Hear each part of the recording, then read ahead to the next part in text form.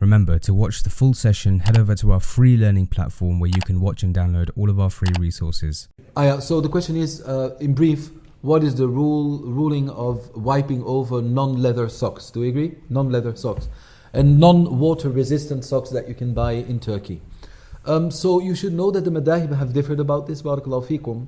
And we know that the default is that these socks have to be leather, or at least they have to be water resistant. We can't say waterproof.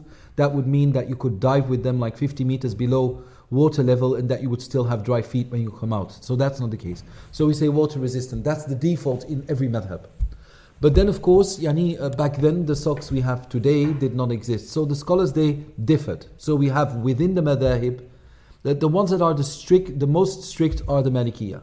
They don't seem to be wanting to go away from that default. In the Hanafi madhab, we are quite strict as well, but we have certain scholars that have allowed for one to wipe over strong socks. So not over a panty, for example, that would not be allowed. Actually, the sock, one that is not transparent, two, that is water resistant, walau lilahdha, even for a small little tiny micro period, meaning that when a drop falls on your sock that you don't feel it immediately on your skin, meaning that it takes time to seep through. So they would say, one of these mashaykh whom I've studied with who was of this opinion was Dr. Salah al-Hajj, when he was explaining Tuhfat al-Suluk when I sat with him in 2007. So that was his opinion back then. I don't know if he came back on that opinion, but that was his opinion and that is what I go by. Meaning that if you can walk with your socks, don't try it, but you know it, right? If I were to walk here and go and I walk for 5 minutes and come back, then my socks would not have holes in them, whatever. Then I know, right, these socks I can use to wipe over them. So that is what a difference among the scholars. So it is important to know the ikhtilaf. Now,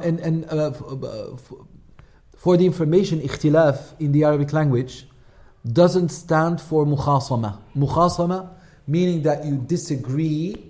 It means that everybody has another opinion based on a dalil. Based on a dalil. So that there is wajhun aqli wa naqli. There's a wajhun aqli, a rational reasoning behind it, based or supported by evidence from kitabin or sunnah or ijma', consensus or qiyas analogy. So if that is the case, then bi'idhnillahi azza wa jal, we have ikhtilaf, and ikhtilaf is okay. We spoke about that quite extensively yesterday when we spoke about the usul and the furu' in the class of tafsir.